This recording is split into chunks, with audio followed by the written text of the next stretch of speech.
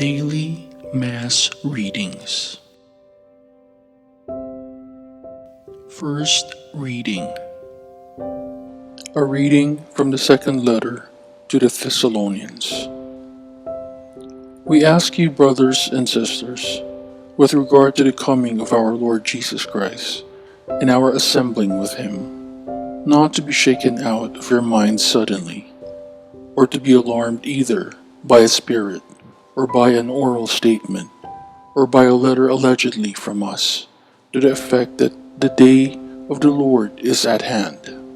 Let no one deceive you in any way. To this end, he has also called you through our gospel, to possess the glory of our Lord Jesus Christ. Therefore, brothers and sisters, stand firm and hold fast to the traditions that you were taught, either by an oral statement or by a letter of ours. May our Lord Jesus Christ himself and God our Father, who has loved us and given us everlasting encouragement and good hope through his grace, encourage your hearts and strengthen them in every good deed and word. Responsorial Psalm. The Lord comes to judge the earth. Say among the nations, the Lord is king. He has made the world firm, not to be moved. He governs the peoples with equity. The Lord comes to judge the earth.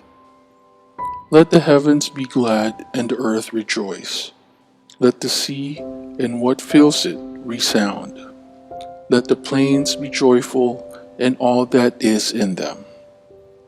Then shall all the trees of the forest exult. The Lord comes to judge the earth.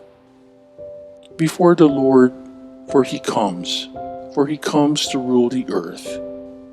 He shall rule the world with justice, and the peoples with his constancy. The Lord comes to judge the earth. A proclamation of the Holy Gospel according to Matthew. Jesus said, "Woe to you, scribes and Pharisees, you hypocrites! You pay tithes of mint and dill and cumin, and have neglected the weightier things of the law, judgment and mercy and fidelity. But these you should have done, without neglecting the others. Blind guides, who strain out the gnat and swallow the camel. Woe to you, scribes and Pharisees, you hypocrites! You cleanse the outside of cup and dish, but inside they are full of plunder and self-indulgence. Blind Pharisee, cleanse first the inside of the cup, so that the outside also may be clean.